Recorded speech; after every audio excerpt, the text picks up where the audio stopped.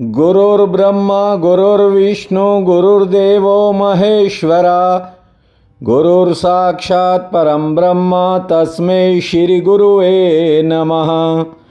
नीलामभुजश्यामलकोमलंगं सीतासमारोपित्वामभागं पानो महासायकचारुचापं नमाविरामं रघुवंशनाथनम्। त्वमेव माता च पिता त्वमेव बन्धु च सखा त्वमेव विद्या च द्वरिणं त्वमेव सर्वं मम देवदेव। वासुदेवसुतं देवं कंसं चानुर्मर्दनं देवकी परमानन्दं कृष्ण वन्दे जगद्धाम। प्रिय बंधुओं, देवियों व सज्जनों, जिस व्यक्ति के जीवन में अच्छी परिस्थितियां न तो हर्षित करती हैं और न बुरी परिस्थितियां दुख पहुंचाती हैं, कहने का मतलब ये है कि जो हर हालात को अपने भीतर की शक्ति से सहन कर जाता है, वो ही परमात्मा को पाने का सच्चा अधिकारी बन जाता है। जो लोग थोड़ी सी धन संपत्ति मिलने पर उछलने लगते हैं और धन के नष्ट होने पर रोना चिल्लाना शुरू कर देते हैं, ऐसे लोगों के लिए परमात्मा के द्वार कभी नहीं खुलते।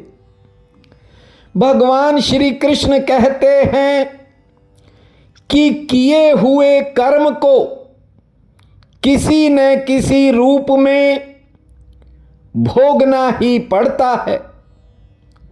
जो तीर कमान से निकल जाता है उसे कहीं न कहीं तो गिरना ही पड़ता है। एक शिकारी जंगल में शिकार खेलने गया। उसने देखा सामने एक हिरन खड़ा है। हालांकि वह हिरन नहीं था, वो तो गाय का एक बछड़ा था, पर शिकारी बहुत दूर खड़ा था, इसलिए उसे वह हिरन दिखाई पड़ा। कारण ये था कि छोटे से गाय के बछड़े का शरीर हिरन से काफी मिलता जुलता था। शिकार करने के लिए उस शिकारी ने अपने धनुष पर बाण चढ़ाया और छोड़ दिया। निशाना ठीक नहीं लगा तो उसने दूसरा तीर धनुष पर रख लिया। ध्यान देना बात की तरफ। एक तीर तो उसने छोड़ दिया और एक धनुष पर चढ़ा लिया और एक शिकारी की पीठ पर रखा हुआ है। कुल 3 तीर हैं। जो तीर उसके हाथ से छूट गया उसे प्रारब्ध कहते हैं। जो तीर धनुष पर चढ़ा तो लिया लेकिन अभी छोड़ा नहीं है, वो प्रेजेंट अर्थात वर्तमान है। और जो तीर पीठ पर लगे भाते में पड़ा है वह भविष्य है। धनुष पर रखे तीर को रोका जा सकता है और पीठ पर जो भाते में तीर पड़ा है वो तो रुका ही हुआ है। लेकिन जो तीर हाथ से निकल गया वह तो निकल ही गया। कहने का मतलब ये है कि बीते समय में जो भी कर्म हो गया उसके फल को तो भोगना ही पड़ेगा। भागवत कथा कहती है, जो इंसान मन से, कर्म से और वचन से प्रभु का भजन करता है वह तो परमात्मा को पाने का अधिकारी बन जाता है। जैसे पिता की संपत्ति पर पुत्र का कानूनी अधिकार होता है, उसी प्रकार मनसा वाचा कर्मणा, मन से, तन से और वाणी से परमात्मा का स्मरण करने वाले का कानूनी अधिकार बन जाता है उस दीन बंधु को पाने का। देखिए, जैसे शिकारी को गाय का बछड़ा हिरन दिख रहा था, उसने एक तीर छोड़ दिया। ठीक वैसे ही ये इंसान सांसारिक आकर्षण और वासनाओं के वशीभूत छोटे छोटे तीर छोड़ता रहता है। पाप कर्म हो जाते हैं।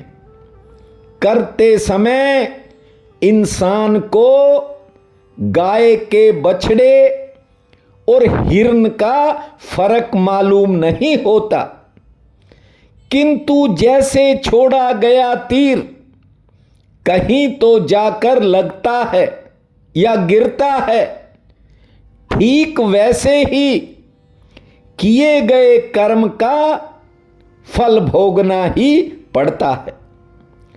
कर्म शुभ किया है तो शुभ फल मिल जाएगा, और यदि किया हुआ कर्म ही अशुभ है तो उसका फल भी अशुभ होगा और उसे भोगना ही पड़ेगा।